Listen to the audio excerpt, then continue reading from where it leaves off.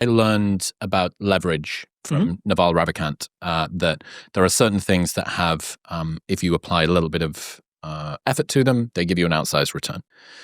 And I learned about leverage from Naval, and I was so wistful. I was very disappointed in myself that I had deployed like an unbelievable amount of dedication and effort to this industry, and had become, one of the biggest events companies in the north of the UK, maybe in the entire UK, Voodoo Events, and that I'd done it in an industry that had basically no leverage. The leverage was one-to-one. You can't make the market any bigger. There's 1 million people in the city, maybe 50,000 people in the age bracket. Any one night, there's 10,000 that are out. It's a very small pie, and there's no way that you can lever that any higher. So one of the biggest mistakes that I see people make is they have this internal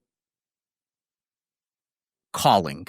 And I use that term carefully because it tends to have certain associations that are kind of woo-woo, and I want those.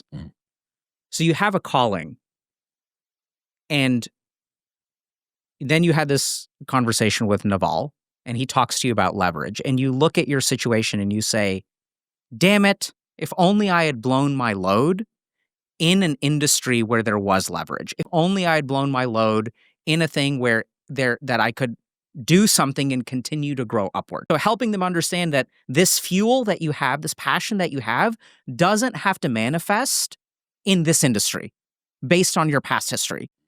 I recognize that is like, because I hear stories like this, and you were supposed to do something else. That career was supposed to fail. That was part of your developmental trajectory.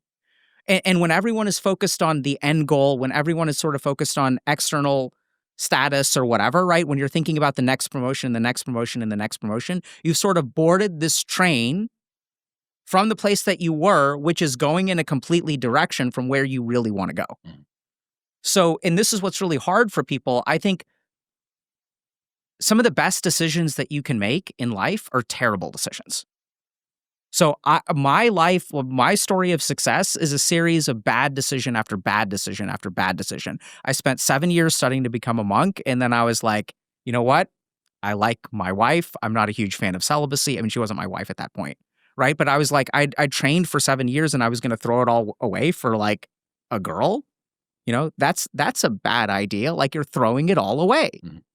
And then I went to med school, and I did all this alternative medicine stuff.